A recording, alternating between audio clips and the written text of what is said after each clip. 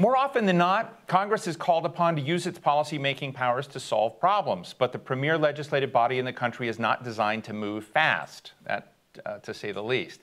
There are processes to follow and bureaucratic hurdles to overcome. The coronavirus pandemic galvanized Congress into making quick decisions in the early weeks, but now new action is needed to ensure the healthcare system is working for patients today and after the crisis is passed. Representative Fred Upton is the former chair of the House Energy and Commerce Committee and knows a thing or two about the power of policy and bringing about far-reaching change. Fred, good friend, thank you very much for joining us again. And we've had many discussions about this, but let me just start and ask you, well, how is your community doing right now? There's a lot of, as I was discussing with Dr. Fauci, a lot of mixed signals out there. You have a lot of manufacturing of the United States and manufacturing workers in your area. You have all different generations responding. Just give us a snapshot of what you're contending with.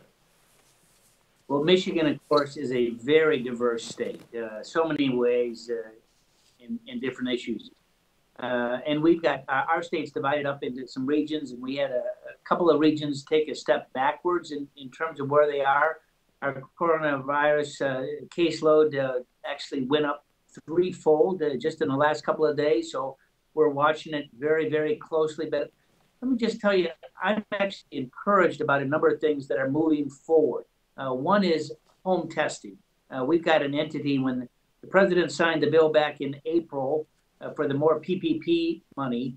It also included nearly $2 billion for home testing and asked the private sector to come forward. And the NIH, Francis Clemons, was right there, had a team in place. And we have an entity now in Michigan that has a patented product.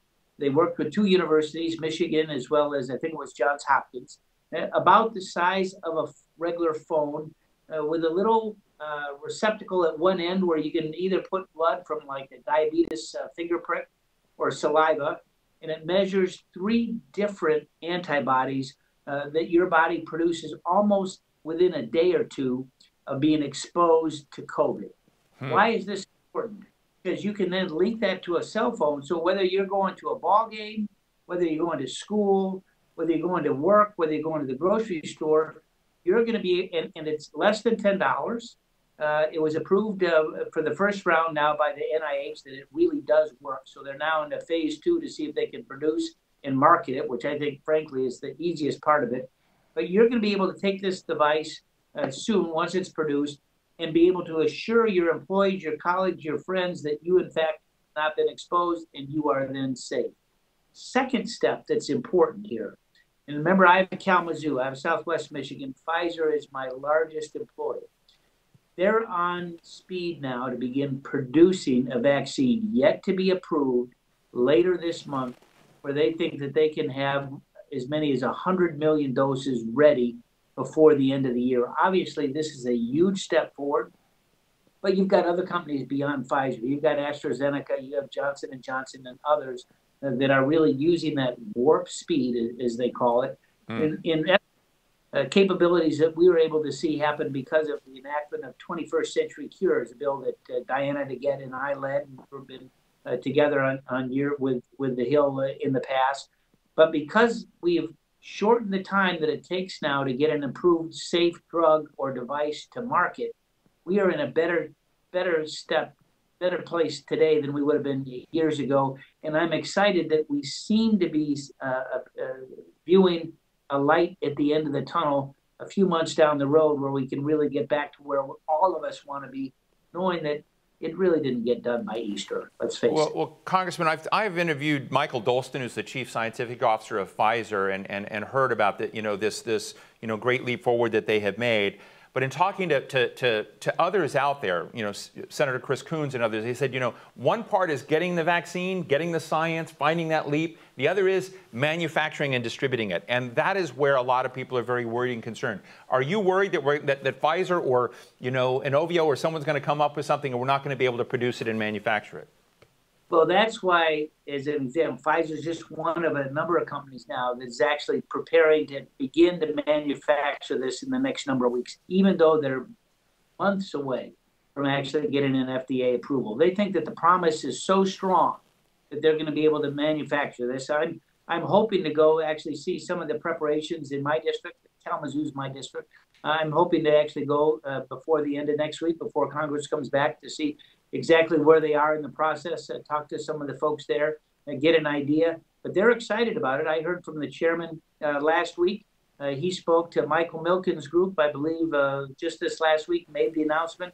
But we've also heard from other companies as well that they're ready to go, thinking that they might not only have this first vaccine potentially to get approved, but actually now beginning to look at perhaps even a second or third generation of a vaccine. You and I have discussed this before. In fact, I've had you and Representative Debbie Dingell on stage before, where you kind of talked about, basically how you finish each other's sentences frequently. It's a story of bipartisanship that many Americans aren't used to seeing. And if you have any reflections on that in the time of COVID, and whether or not the bipartisan glue between you and Debbie Dingell is, if there's any chance of that beginning to take hold when it comes to this crisis in the Congress, because we saw it early on, but I have to tell you right now, it looks very toxic again. Well, it is a toxic place. It sort of comes with the territory, and we have divided government, let's face it. But, at the end of the day, and you've been a student of this for a lot of years too, the only way you're going to get something done is if it's bipartisan. So if a bill starts in a very partisan way and never moves one way or the other, House, Senate, White House, nothing happens. I'm encouraged. Now, I am a Cubs fan, right? So we actually made it to the World Series once in my dad's lifetime. But I'm encouraged, as Congress comes back, at least for us in the House in 2 weeks, that we're going to have a good discussion that's constructive. It will look at a phase 4, a COVID-4 package. It'll be bipartisan. It won't be what passed in the House narrowly on a partisan basis, the Pelosi package, over $3 trillion. It's likely to be less than $1 trillion, but it's going to include money for states, cities, and counties. I heard a little bit of your interview before. It's important that our schools have the resources. If they're going to open this fall, they're going to have, we know that it's going to be incumbent upon them to do much more. They're going to have smaller class sizes, probably only a day or two in the class. They got school bus issues, mask issues, all those things. We won't have a vaccine ready by then for sure. Parents are going to be unwilling, I think, to send their kids to school until they know that they're going to be safe. So it's going to be individual deals. But at the end, our assistance of what we do for our cities, counties, and states, the only way it gets done is if it's bipartisan. The only way that we do a police justice bill, more training, a number of different things, if it's bipartisan.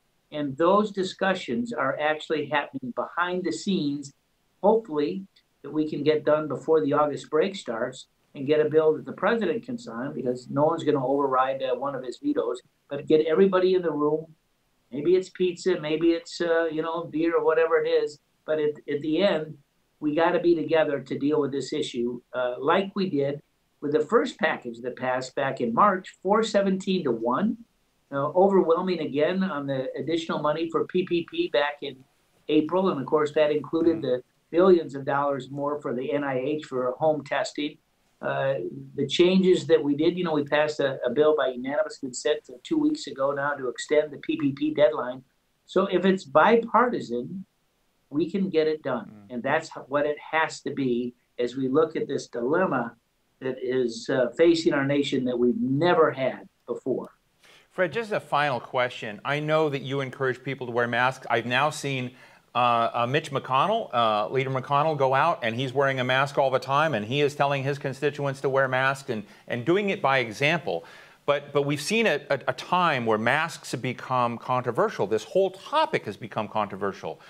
You have constituents on all sides of this. How do you get the two sides to trust each other when it comes to basic public health infrastructure and public health guidelines? Well, first of all, I've encouraged folks to wear masks from day one. And I saw a report again this morning that without wearing masks, we'll have 200,000 Americans dead by election day. That's not acceptable to me.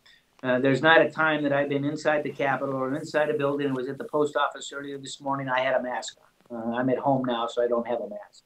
I believe in social distancing. Those are some reasonable steps that all of us can take. I do a kitchen table report almost every day.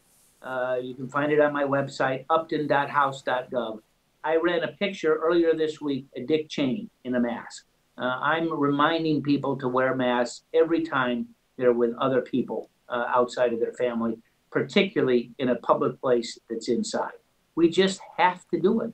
We just have to do it. And it's tragic to see some of these stories of folks who have objected to it. You know, the Tulsa rally, the officers around the country in a variety of states who didn't believe it, and all of a sudden now they're passing away, they're coming down with COVID. We can take steps as individuals, personal responsibility, not only to protect ourselves, but those that might service us, whether it be in a line for coffee or the grocery store, the post office, certainly in the workplace. Right. Well, Congressman Fred Upton, I always learn from you. I really appreciate the time you give us here at the Hill. Thank you so much for joining us, and keep up the fight. Thank you very much. Thanks for what you do. I'm on your website multiple times every single day. Well, thank you for the clicks.